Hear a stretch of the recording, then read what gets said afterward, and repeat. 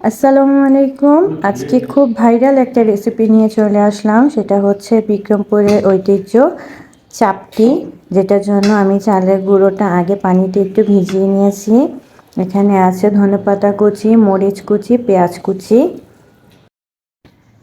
আছে মরিচের গুঁড়ো, হলুদের গুঁড়ো, লবণ।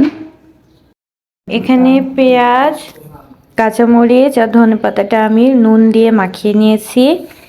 এখন আমি এই চালের গুঁড়োর সাথে সব উপকরণগুলো মিক্সড করে নিব। দিয়ে দিব পরিমাণ মতো নুন যদি আমি পেঁয়াজের সাথে একটু মাখিয়ে নিয়েছিলাম। দিয়ে দেব হাফ চামচ হলুদের গুঁড়ো, হাফ চামচ মরিচের গুঁড়ো। ঝালটা যে যার যার মতো করে দিবেন। এখন এই সমস্ত উপকরণগুলো আমি একসাথে মিক্সড করে রেখে দিব। আমি ব্যাটারটা রেডি করে নিয়েছি। এখন এটাকে আমি 1 ঘন্টার জন্য রেস্টে রেখে দিব। চলে আসলাম 1 ঘন্টা পর। আমার ব্যাটারটা রেডি হয়ে গেছে এবং দেখেন এটার থিকনেসটা আমি ঠিক এরকম করেছি। আর এখানে হলুদ, লবণ সব কিছুই পরিমাণ মতো আছে। আমি একটু চেখেও দেখেছিলাম। দেন আমি চুলায় তাওয়াটা বসিয়ে দিয়েছি। এখন আমি এখান থেকে 1 চামচ ব্যাটার নিয়ে তাওয়ার মধ্যে দিয়ে দিব। আরেক চামচ দিয়ে দিলাম। দিয়ে আমি তাওয়াটাকে এভাবে ঘুরিয়ে নিব যেন এটা পাতলা হয়ে যায়।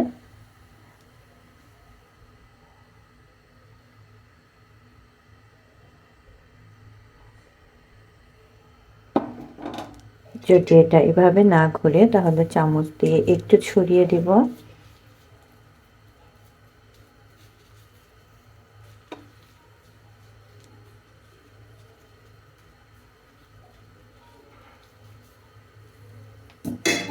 দেন আমি একটা ঢাকনা দিয়ে ঢেকে দিব।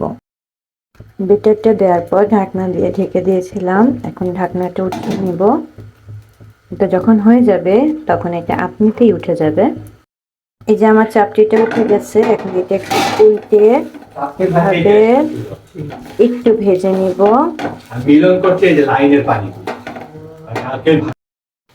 হয়ে গেল আমার বিকেলের নাস্তা, গরম গরম চাপটি। এটা অনেকে ভর্তা দিয়ে খায়, চাটনি দিয়ে খায়, সস দিয়ে খায়।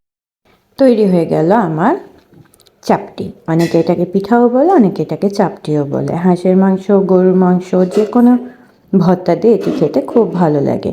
তাহলে আমার ভিডিওটা দেখে অবশ্যই লাইক করবেন এবং কমেন্টে জানাবেন কারা কারা এরকম খান। ভালো লাগলে আমার চ্যানেলটি সাবস্ক্রাইব করে দিবেন। আল্লাহ হাফেজ।